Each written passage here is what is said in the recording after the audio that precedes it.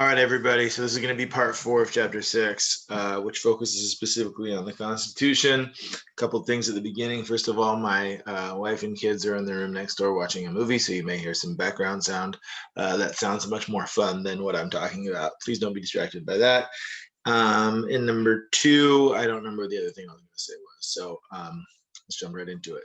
Okay, so where we left off was that people had grown concerned about the fact that the Articles of Confederation um, were problematic, that there were some pretty big issues that this brand new baby, fragile baby country was facing that the Articles of Confederation could not adequately address because the federal government was monumentally weak. It was designed to be weak. It was designed to be restricted in its power. It was designed to only deal with external issues and not deal with internal issues at all, otherwise leaving internal issues to each of the individual states. So each state would figure out what it needed to figure out for itself, but there would be no kind of national policy in any way internally, only externally. But as we said, the issues that were facing the United States of America right at the beginning, and frankly, many of the issues that face the United States of America for the rest of our history, will need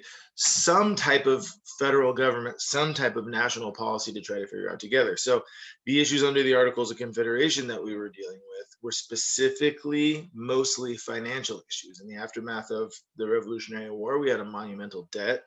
Trying to pay that debt back state by state was proven to be problematic as states began to argue about how that should be done, who was responsible for it, whether the burden should be shared across the board, whether each state would pay back their own individual debt. And generally speaking, even though one of the accomplishments, remember the Articles of Confederation had 3 accomplishments, all having to do with the land west of the Appalachians out to the Mississippi. One of those was about selling that land and being able to raise money to pay back the debt, but that was going to take too long. And we had an immediate financial situation.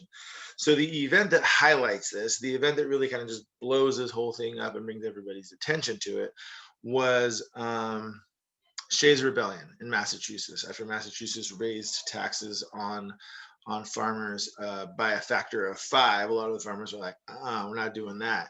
So they come back just like they did in the American Revolution, and rebel against a government trying to force them to pay taxes to pay back a debt. So this event startled enough people, shook enough people to face the facts that the Articles of Confederation, as they were currently constructed, were not sufficient in addressing the financial crisis.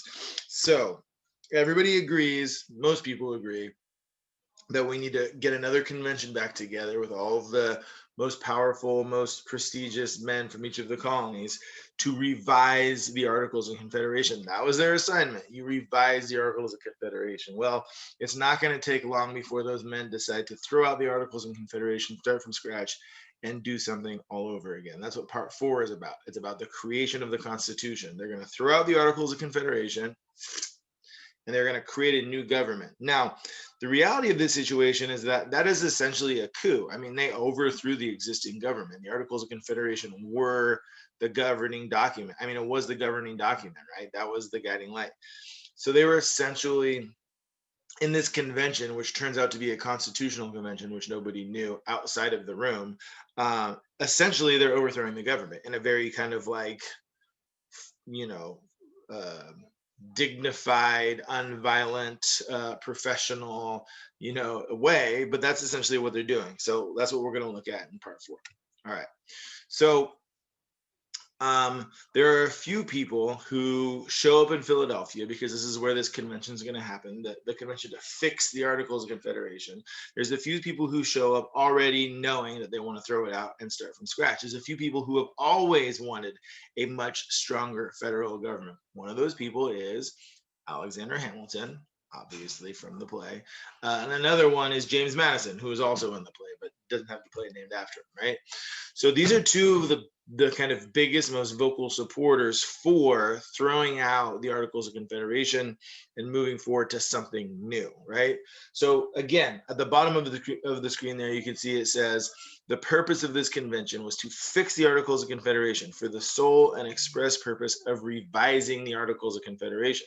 They get into the room. It doesn't take long before people like Hamilton and Madison start popping off and saying, this thing is not going to work. It's structurally flawed. We need to create something that has a stronger federal government. And it wasn't that hard to convince a lot of people because there were 55 guys who were involved in this group. 55 guys were involved in this convention. They met in May of 1787 in Philadelphia. Most of these guys came and showed up, were in favor of a stronger central government. They were in favor of a stronger national government. Most of them were educated and rich and wealthy. That usually tended to mean you were in favor of a stronger federal government. Usually, if you were kind of like a farmer, they were uneducated, kind of someone who lived in the country, you were not, because it reminded you too much of a centralized power. These guys would probably be part of that centralized power, right? So they were a little bit more in favor of it. Also, 42 of these 55 men had previously served in some sort of a national Congress or national government, whether it was the Stamp Act Congress, the First Continental Congress, the Second Continental Congress. So they're just accustomed to this idea of them being in a room and making decisions that impact all 13 colonies and the millions of people who live there. So there's not a lot of people in the room when people like Hamilton and Madison start saying, get rid of the Articles, let's create something new. There's not really a lot of strong voices that say, whoa, slow down. Like, that's not what we're supposed to do. That's not what we were sent here to do. There's not really anybody there that says that. It should be noted, some of the most famous prominent people who would have said that, people like Thomas Jefferson, people like Sam Adams, people like Patrick Henry, were not there. And they had various other things they were taking care of, whether they were diplomats in other countries or whatever. They were not there at this convention. And those men may have probably would have spoken up more vociferously in favor of doing what the assignment was, right? Revising the Articles of Confederation, rather than just moving forward and throwing it out. So imagine that I gave you guys a group project and you had a group of like 6 people. And the project was, all right, I want you guys to, take a famous moment in American history and like write a children's book about it, right? And then you guys got together, and within the group, there's a group of 6 of you got together, and within the first like 5 minutes of you guys talking about it, you were like, instead of writing a book, let's write like let's create a video that's like a music video about this event. And like everybody's like, yeah, it's a really good idea. Cool. Now, if there's one person in the group that was like, well, Mr. Bristol specifically told us to write a children's book, I feel like we're not going to get our points if we do this other random thing. Then other people might have been like, oh, yeah, that's a good point, actually. And there may have been more of a discussion about it. But if one person says, let's not do a children's book and let's make a music video instead, and literally everybody in the room's like, yep, that's what we're going to do, then you're off and running. And that's essentially what happened here. They ignored the assignment they were given, revised the Articles of Confederation, they tossed it out, and now they're moving forward on creating a new document, a constitution. All right. So let's remind ourselves really quick what the general framework we're working is here. The general framework is not going to change. Okay. The general framework is that we have a federalist republic. And I'll remind you, republic means the people have the power. And again, who gets counted as the people is a little suspect and a little problematic in early American history, but of course we'll move on from that for now. But the people have the power, right? Not the monarchy, the people. The people get to choose. So we're going to keep that. Okay, that's still a thing. Just because we're getting rid of the Articles of Confederation doesn't mean we're changing that. We're still a republic. Okay, we were a republic under the Articles of Confederation. We will still be a republic in whatever this new government is. And we weren't just a republic, we were a federalist republic. And the federalist republic meant that there were 2 levels of government. There's the federal government and the state governments. And that's also not going to change. We're going to keep that the same. So the general framework of what we're working with here is that we are still a federalist republic. But here's the fundamental difference. Under the Articles of Confederation, we had the state governments and the federal government. Under the Articles of Confederation, the federal government was very weak and the state governments were very strong. The state governments had virtually all of the power, and the federal government was very weak and had virtually none of the power, right? So we're still going to have state governments and federal government, but the power structure is going to go like this. Ugh. And now the federal government is going to have a lot more power, and the state governments are going to be subservient. They're going to be below the federal government, right? So yes, we are keeping the same general structure, but this is a significant change because remember, the whole reason we gave the state governments more power under the Articles of Confederation is because we were afraid of bringing back another monarchy. We were afraid of having a government that would like supersede exactly what, or supersede like what the states wanted to do. Remember my analogy of if there's 13 houses on a street and they're all kind of trying to form some sort of a committee because they know that they're going to be able to fend off the city in their 7-story apartment complex or whatever else if they work together, right? If there's a federal government, or if there's some committee that can start telling me what I can and can't do inside my own home, like you have to paint your walls pistachio and you have to build a pool in your backyard and you're only allowed to give your kids, 2 hours of screen time a day or whatever, that's going to be problematic. I'm not going to let like the neighborhood watch start telling me what I'm allowed to do and not allowed to do in my home. So that's why the Articles of Confederation was set up that way. But under the Constitution, which is this newly created government, it's going to switch, and that's exactly the way it's going to be. The federal government will be able to tell the states to a degree, what they can and cannot do, right? Now, the Constitution is going to very clearly lay out exactly how that works. They're going to give the federal government specific powers and give the state government specific powers. But what we'll see very soon is that ultimately the federal government will have more power over the states. So that's the change that's happening. Now, here's the deal. The 55 men in this room knew this is going to be a very unpopular idea. They knew it was going to take a lot of convincing to convince the American people that this was a good idea. So one of the things they knew that they needed to do for sure was to keep this a secret. So whatever was happening inside the Constitutional Convention was not being reported. There was no press allowed. There were no newspaper articles about it. They were keeping everything under lock and key in that room, to the point that Benjamin Franklin, who was involved in this, who is known to go, he's actually right, I don't know if you can see my thing right there. There he is, old Ben Franklin. Anyway, he was known to go to the pub, have a few pops, and then run his mouth. They specifically assigned a bodyguard to him, not to keep him safe, but just to shut him up if he started telling people what was going on inside there, because he'd like to go out and talk. And then they literally had like a soldier sit with him, and as soon as he started having too many drinks and talking about what was going on, they would just like physically remove him from the bar. Pretty big deal. So they're really trying to keep this under lock and key because they know as soon as this gets out, everybody's going to have opinions and it's going to create this whole national crisis. And again, very fragile moment in our country's history. If all of a sudden the people know that the first type of government we tried, which is already being revised because after just a handful of years, it's not working well, is now being thrown out and new ones being created, that's not going to give people a lot of confidence in this new country. And that's bad news. Okay. So they know that people are not going to like the idea of having a strong federal government, right? And they know that people are going to be concerned about there being too much power in one place. So now they're going to start working out what this government's actually going to look like. We know we're going to give more power to the federal government than to the state governments. We know that. But how does that actually work? Okay, now remember, under the Articles of Confederation, that Constitution looked a lot like what the Pennsylvania Constitution looked like. Well, the Constitution, I'm sorry, I misspoke a little bit. Let me say that again. Under the Articles of Confederation, that government is going to look a lot like what the Pennsylvania Constitution looked like. I think that's what I said. Whatever, you get my point. The new federal government under the Constitution of the United States is going to look a lot like what that John Adams, Massachusetts Constitution looked like, where we have separation of powers and we have bicameral legislature and we have all these other things. So let's really get into it, partially as a compare and contrast from the Articles of Confederation, but partially as understanding kind of how we're moving forward from here. All right. So there are a few main features from the Constitution that you should know. Okay. First of all, federalism. We already talked about that. Okay. Check. But just to reiterate, federalism means that there are two levels of government.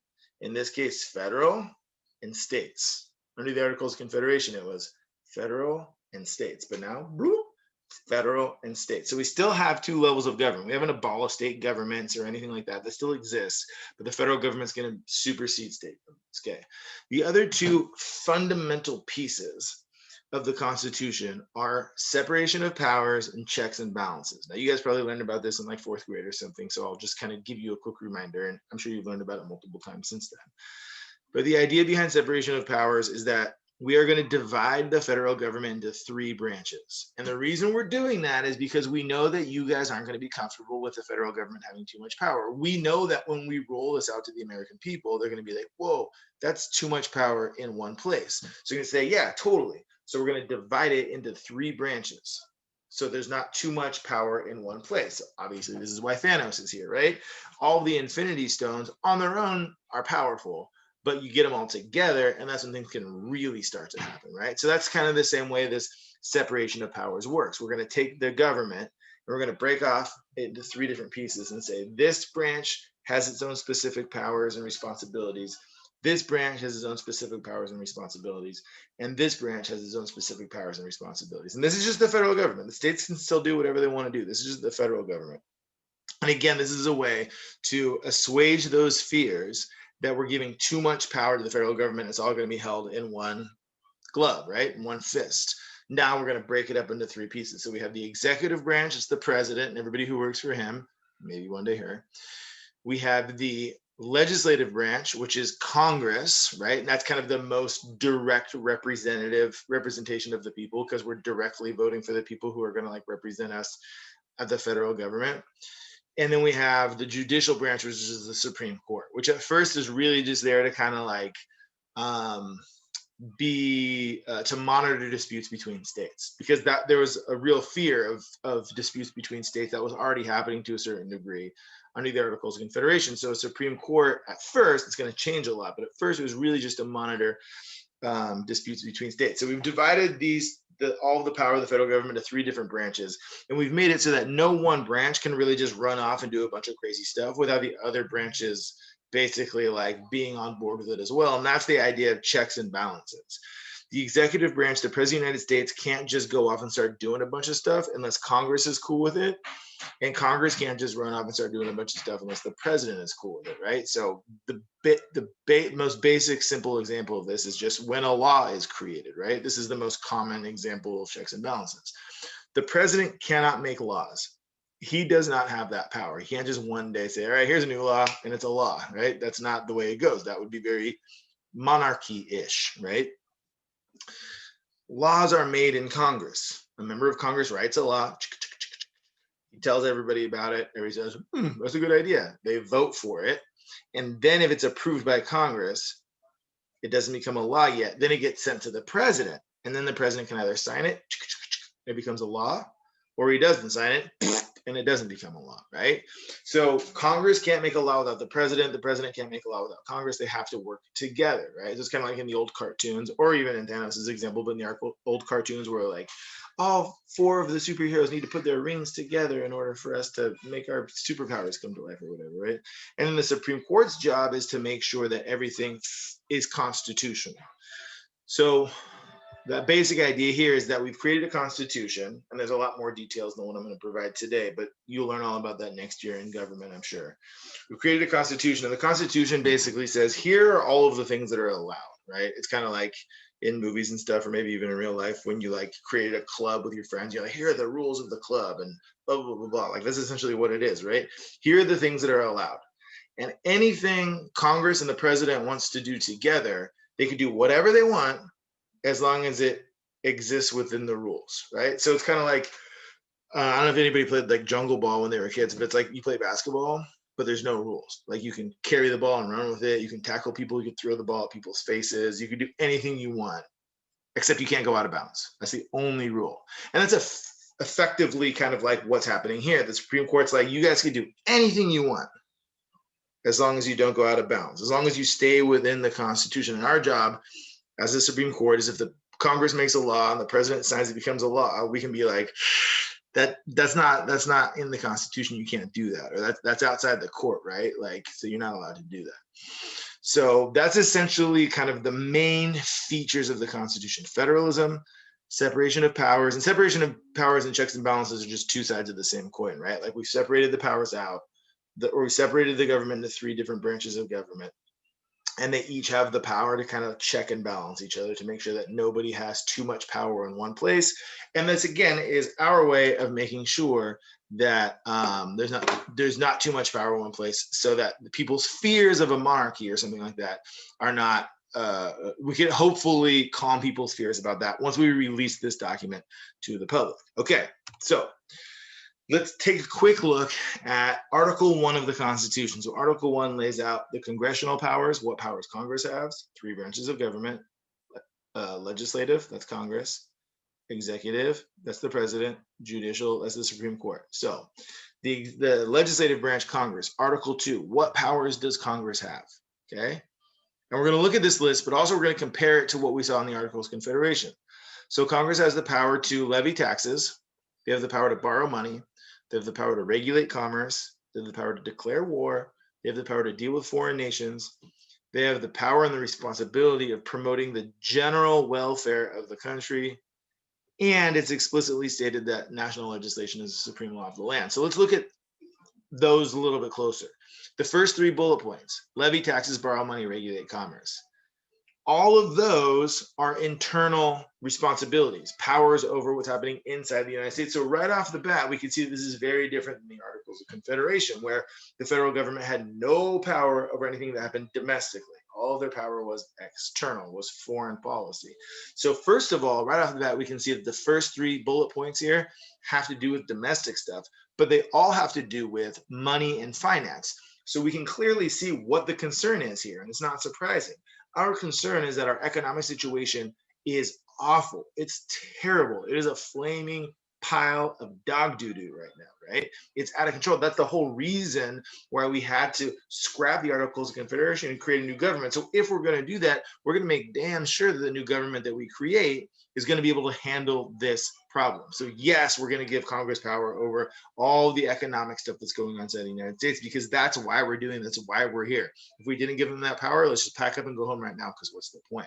So the first 3 powers laid out right here are levy taxes, borrow money, regulate commerce, things that the Articles of Confederation did not give to the federal government, and that the Constitution will definitely give to the federal government. So that's a big, big deal. And it speaks directly to what's happening at the moment with the financial situation.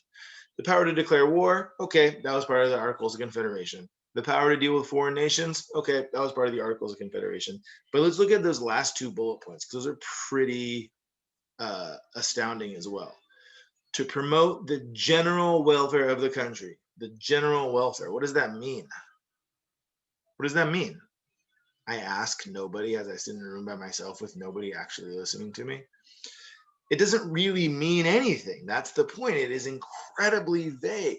So if Congress's responsibility is to promote the general welfare, again, that is dramatically different than the Articles of Confederation, which said you have no power whatsoever over anything that happens domestically. To say that your job is to promote the general welfare is to basically say you have complete control over everything that happens domestically. It's your responsibility for the general welfare, whatever that means to you, as long as it fits within the bounds of the Constitution. So if the principal came to me and said, Bristol, your job is to promote the general welfare of the school, and I say, what does that mean? And she said, promote the general welfare of the school, I'll say, all right, that pretty much means I can do anything I want to make everybody's life better at Cal High. So I'm bringing in elephants so people can do elephant rides at lunchtime, right? And I'm going to do whatever, and I'm going to make sure that there's a chocolate fountains in every classroom, so everybody can have like a chocolate fountain thing. I'm gonna make sure there's like acrobats that are doing like cool tricks in the hallways, like anything I want. And then as soon as I'm like, and I'm gonna like make sure classes are only like 5 minutes long, and she comes in and she's like, no, we have to follow the rules about how long classes have to be. I'm like, okay, so it has to fit within the general rules, it has to fit within the Constitution. So that's basically what the Constitution is saying. As long as it's within the bounds of the Constitution, Congress, your job is to do anything in your power to promote the general welfare. So it went from Congress having no power whatsoever under the Articles of Confederation to them almost having an unlimited amount of power as long as it's within the bounds of the Constitution. And then the last bullet point is also remarkable. I've already mentioned it, but just to lay it out, it specifically says that national legislation is the supreme law of the land. So we have a federalist system, federal government, state government. Which one is the supreme law of the land? The national, AKA federal government, has supremacy over the state government. So if a state passes a law or does anything that goes against what the federal government said, the federal government, whatever the federal government says, outrules whatever the state government say. So we are flipping that power structure, right? So this is monumentally different. And they know, again, that people are going to not be cool with it. People are going to be very uncomfortable with how much power is going to the federal government, which brings us back to, hey, man, don't worry. We know you're worried. We know you're nervous. We know that you're not happy about it. But don't worry. We really feel like we figured this thing out where we're not going to go back to having a king. We're not going to go back to somebody that blatantly disregards the law of the land in order to be able to do whatever they want, blah, blah, blah. That's not going to happen here, okay? We have checks and balances. We have a separation of powers. All right. So this is the plan as it stands. There's more detail, of course. Again, you'll learn that next year in Gov, but this is the general plan, right? But there's a question on the table. Somebody says, okay, I get it. We got 3 branches of government. I got it, okay? So we have the executive branch, that's the president. So I get that. We elect him with electoral college, which totally makes sense. I guess back then, maybe. So we got the president, we got that figured out, right? We got the Supreme Court, we get their job to mediate disputes between the states, and we know what Congress is supposed to do. But here's the question. How do we decide representation? Like, how do we know how many representatives each state gets? There's 13 states. In the Articles of Confederation, every state got 1 vote. Is it going to be the same here? We're going to do something different. So New Jersey comes forth and says, yeah, just like the Articles of Confederation, every state gets 1 vote. It's the only fair way to do it, obviously. So they propose something called the New Jersey Plan. In Congress, okay, president we get, Supreme Court we get, but in Congress, we figure out how each state is going to be represented, how many representatives they get in Congress. New Jersey says every state gets 1 vote. That's how it was in the Articles of Confederation. It's the only fair way to do it. But Virginia comes along and says, wait a minute, hold on. We got a lot more people in Virginia than you have in New Jersey. So that actually isn't fair because you have a lot fewer people who are getting a much louder voice in Congress and have a lot more power in Congress than we do, right? So imagine if,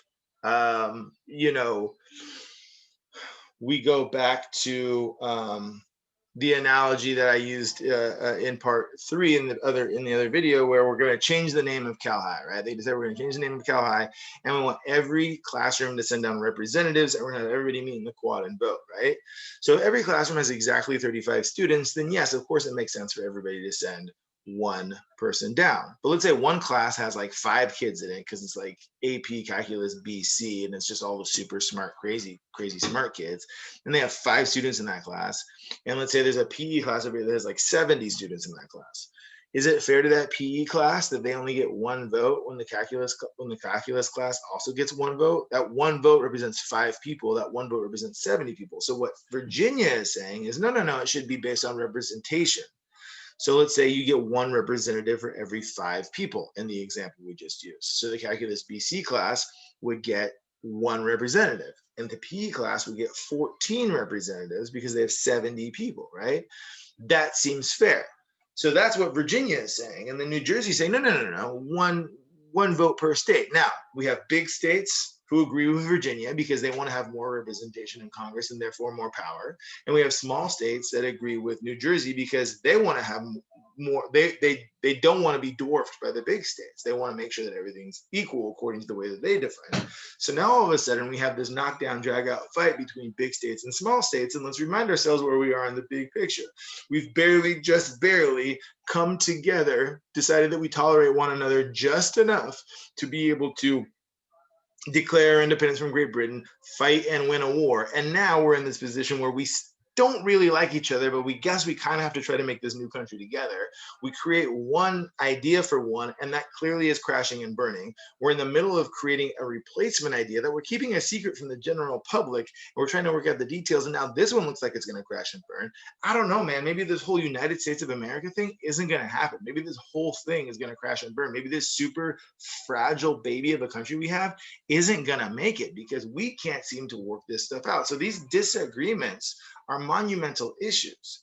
And one of the things that is a very important thing to remember about when we started our country, when the stakes were way higher than they are now, in some ways, in different ways not, right? But the country could have completely fallen apart, is they had these big, huge fights and arguments over these really consequential issues, like how many representatives do each state get? I mean, that's fundamental stuff. And what they do is they compromise, right? It's something that I kind of feel like we've forgotten how to do now, and our country is a lot worse off for it, right? They were able to do it back then. It's a lesson from history that we can take. Anyway, so New Jersey and all the small states are out here saying one vote per state, one vote per state, one vote per state. And Virginia and all the big states are out here saying, no, it should be based on representation of population. It should be based on population. It should be based on population. And then so somebody comes along and says, whoa, whoa, whoa, whoa, whoa, I have a really good idea. Why don't we have a bicameral legislature? That means there's two houses, right? So this is Congress, one on this side, one on this side. One will be the New Jersey plan, and the other will be the Virginia plan. So one, which will be called the House of Representatives, will be based on population, just like Virginia wants. And the other one, which will be called the Senate, will be just like what New Jersey wants, except for we're going to give everybody two senators, not one senator. And everybody says, okay, that's a really good idea. And every bill that is created, it can be created in the House or the Senate. But if the House passes it, the House of Representatives, then the Senate also has to pass it. If it's written and created in the Senate, they can pass it, but then the House of Representatives has to pass it. So they have to work together to create any new bill. So it's actually an extra level of checks and balances of separation of powers. And it's giving both states, both big states and small states, what they want. This is known as the Great Compromise, because it really seemed like the whole thing was going to unravel before it even got started, as big states and small states fought with one another. But somebody said, wait, hold on a second. We can reach a compromise. Let's create the House of Representatives based on population, and the Senate, just everybody gets two votes. And that's the way it still is today. So California, which is the biggest population state today, 2020, the biggest population state by a long shot, we have two senators, right? And like Wyoming, which I think is probably the smallest population state, or maybe it's like Montana or something, like South Dakota or something. So California has two senators. South Dakota has two senators. Even though we have 40 million people in our state and they have like 17 people in their state, right? I think it's like millions of cows and like 17 cowboys, right? So we have 40 million and we get two senators, and they have like 17 people and they get two senators, right? That's the way it works. That's the New Jersey plan. That's the way the Senate works. But in the House of Representatives, California has like 57 people in the House of Representatives, way more than any other state.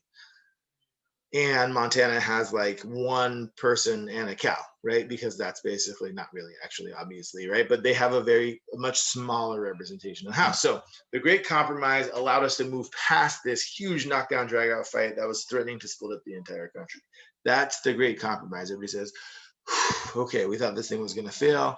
We came up with a compromise. We worked it out. We can move forward. I think we're ready to release this thing to the public. I think we've crossed all of our T's and dotted all of our I's, figured out all the details.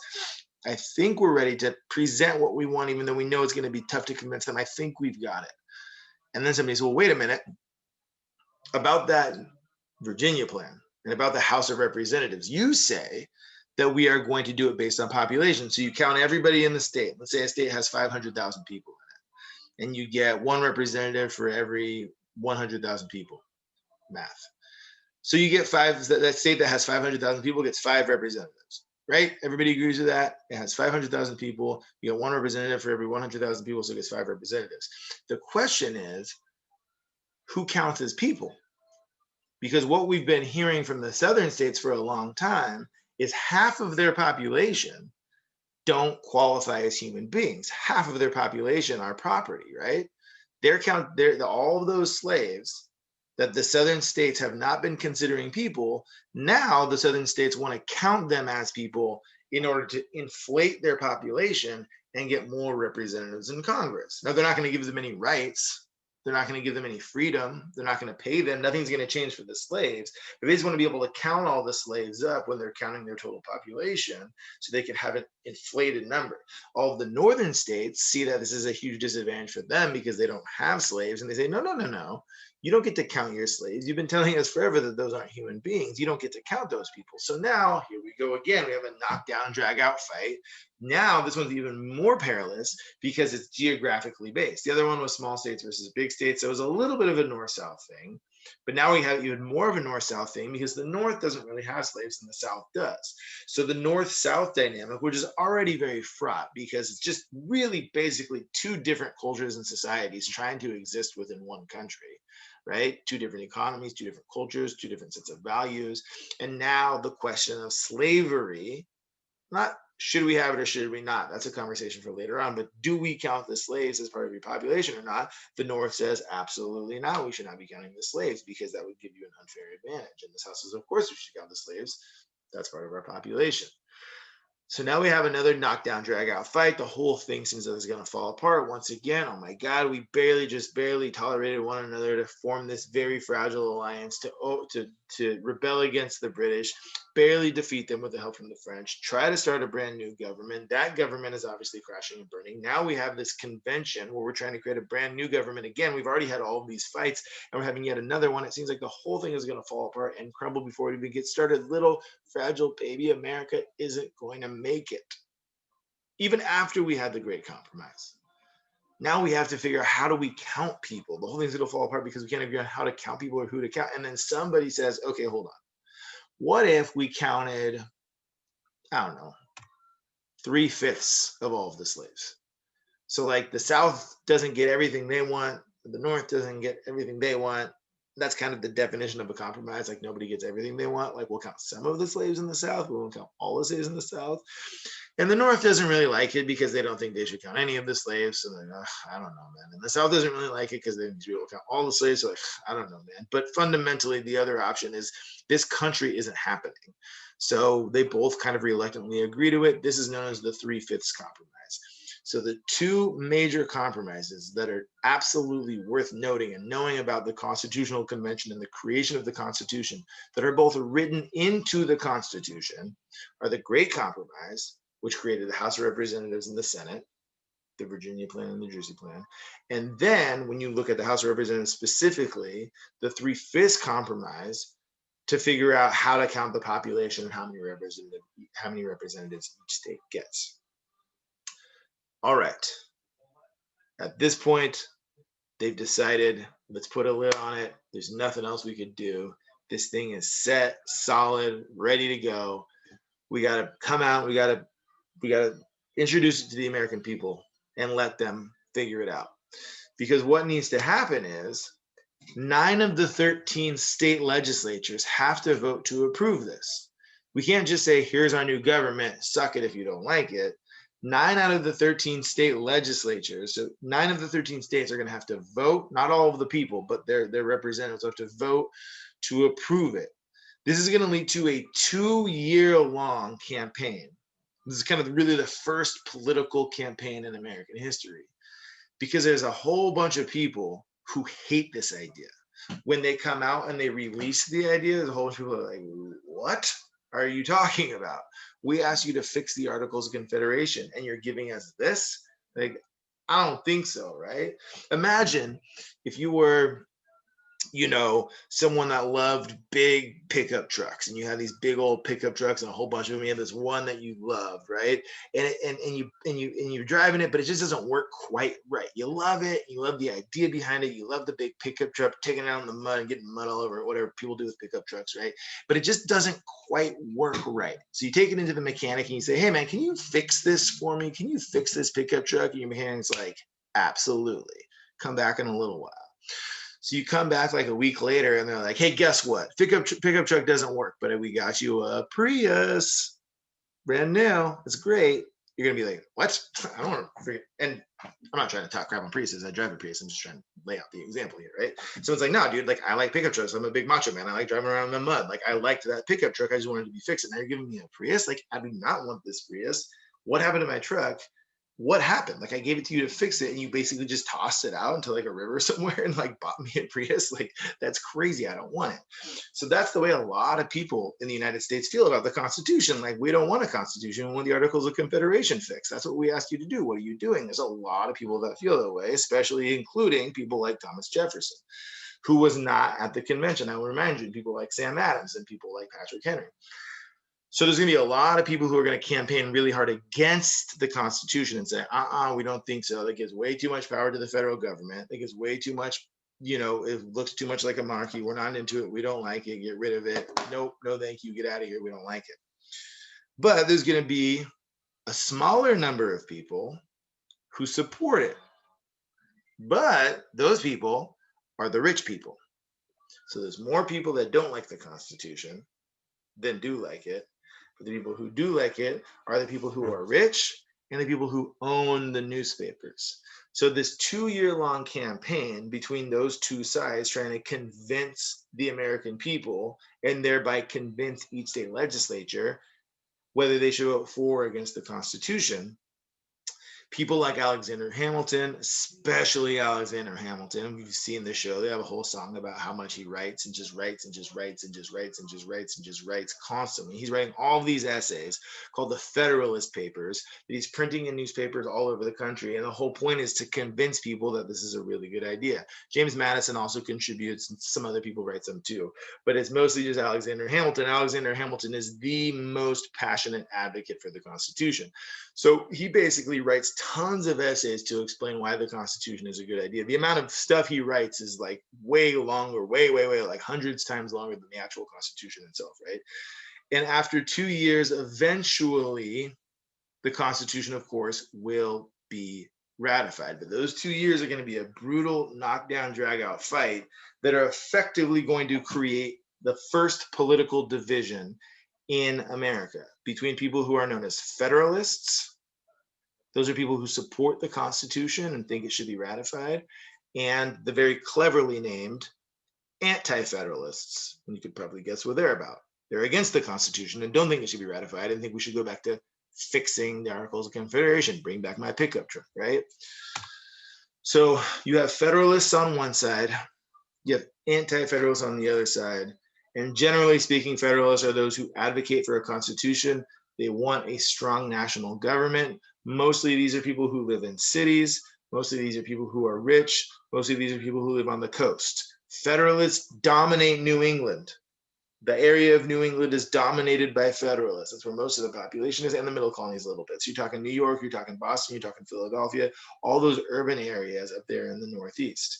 They want a strong federal government because they wanted to solidify the financial situation, which was really bad for people who owned banks or people who were merchants, people in the Northeast. The Anti-Federalists do not want the Constitution. They want to maintain the Articles of Confederation. These guys are mostly rural, meaning they live out in the countryside. They're mostly small farmers living in the backcountry, right? They're worried that the state governments will lose power, and they are 100% correct, because that's exactly what the Constitution says is going to happen. And they want the power to be more close to them, right? They want to be able to be like, I want the people making the decisions about my life to be the government of my state, right? They worried this was going to benefit rich men, and they were right. It is going to benefit rich men because it's going to create a centrally located economic center in the United States, which is going to be New York City, right? And all the bankers are going to have a lot of influence over the government, and there's going to be a relationship between the banks and the government and all that other stuff, right? But what's going to end up happening is that the Anti-Federalists are going to realize very quickly that they're going to lose this battle because the other side has more money and they own the newspapers, and they're going to be able to write all these Federalist essays and be able to convince everybody that their way is right. So after a while, Anti-Federalists stop trying to, they give up on trying to stop the Constitution. They say, okay, this thing is going to be ratified. But what they want is they want, as it says here, a declaration on individual rights. They say, you have this Constitution, we don't like it, but what would make us like it a little bit more, what would make it just a little bit more acceptable, a little spoonful of sugar to help the medicine go down, is if you added a list of individual specific rights that everybody has. Now that's going to become, and we'll talk about this in more detail in the subsequent chapter, the Bill of Rights. And this is actually where most of the things you've heard of in the Constitution come from. Freedom of speech, freedom of religion, freedom to assemble, freedom to bear arms. And those are just the first 2 amendments. There's 10 amendments, right? So the Anti-Federalists are going to be like, okay, the Constitution is going to happen. Let's just give up on trying to stop it. But we're going to push hard for a list of individual rights, aka what will become the Bill of Rights, to be included. Once the Anti-Federalists kind of give up on pushing back, the Federalists really move forward and take over, and we see that pretty quickly 9 states will ratify it. Here's the list of the 13 states when they ratify and what the vote was. So you can see very early on, there are some states that are like super into the idea. Delaware, Pennsylvania, New Jersey. Georgia is a bit of a surprise because it's a southern state, right? But look, 30-0, 46-23, 38-0, 26-0. Connecticut 128-40. Massachusetts is actually really close, which is interesting. But you could see a lot of the states, and this is December, January. So these are people who are like, Constitution came out and they're like, yep, we're in, we vote for it, we're good, let's move on, right? So you can see you have 1, 2, 3, 4, 5, 6, 7, 8, 9. So by the time we get to June of 1788, the 9th state has ratified it. We said we needed 9 out of the 13. So then the rest of this is just kind of a moot point to a certain degree. You're going to add Virginia, New York, North Carolina. These guys are probably holding out for specific things they wanted to be added in. And then much later than everybody else, little tiny old Rhode Island, smaller than the nail on my pinky, barely votes 34-32 to approve it. Now, this to me strikes me as an incredibly silly thing, because once 9 of the states have adopted it, it's already been approved. And what's Rhode Island going to do? Be like, nope, sorry, we're going to be our own country. Look at a map of the East Coast of the United States. Rhode Island is literally a teeny tiny speck of nothing. And so what were they thinking? These 32 people who voted against it. No, we're going to become our own country. That's literally smaller than the quad at Cal High. That's going to be surrounded by the United States. It's just a silly proposition. But, you know, whatever. They voted for it. 13 out of the 13 states did. It's going to be ratified in 1789 officially. The Articles of Confederation will be officially replaced by the Constitution, and the Constitution will become the law of the land. So we now have a government where the federal government has more power than the states. First of all, still within the same structure. It's still a federalist republic, okay? But now, so power with the people, right? But now the federal government has a lot more power than the state government, which is a flip-flop or a switch and balance of power from what the Articles of Confederation has. So now the federal government, the national government, has more power than the states. And they've done a whole bunch of stuff to try to counterbalance that with separation of powers, checks and balances, et cetera, et cetera. There's a bunch of times where the whole thing seemed like it was going to fall apart. They had some real bad knockdown, drag out, bruising fights, but every single time they compromised. Even when the anti-federalists realized this thing wasn't going to happen, they gave up on trying to oppose it and at least tried to make it better for what they thought was going to happen. People had the ability to compromise, and through that compromise, we were able to figure it out. And as fragile as we were, and as brand new as we were, a little baby America, we were able to work it out, create the Constitution, and move forward. And we that 200 and whatever years later, can't do the math, 230 years later, 231 years later, Constitution is still the law of the land. It's been changed, it's been updated, and there's some parts of it that some people would rather get rid of now.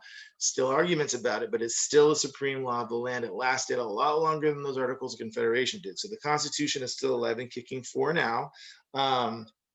It certainly has gone through trying moments, but it is the law of the land. It's the basis of the American government, and that was created in 1789. But what we've seen is that the fight over that is going to divide the country between two different political philosophies. And those two different political philosophies are going to continue to kind of be the main nexus around which a lot of conflict happens throughout our country's history. You have one group of people that think we should have a stronger federal government and weaker state governments, and a different group of people that don't like the idea of a strong federal government. So right now, the Federalists like a strong federal government, and the Anti-Federalists like a weak federal government. And that two basic ideas are going to continue throughout the rest of American history. The parties are going to change what each party believes in, and different people are going to advocate for one or the other, and there's going to be other things that come and influence that conversation. But generally speaking, that conversation will continue all the way through October of 2020, where there is one political party that basically says we like a stronger federal government, one political party that says we don't. And oftentimes they don't necessarily act that way, but at least they say it. One political party is like, we want a stronger federal government with more programs and things like that. And the other one's like, we don't, we want a smaller one. So this is still something that we're arguing over all these years later, but we're going to see a very real play out of the divide between Federalists and Anti-Federalists over the next 20 or 30 years in American history. All right. I don't know how many of you made it to the end. That was 49 minutes of me sitting in a room by myself talking. Hopefully you watched it on 1.5 or something. Anyway, you should, I don't know why I'm telling you this now because it's the end, but you should hopefully have watched the whole thing because this is a very, very important part of American history. Hope you all have a great weekend. Thank you very much. And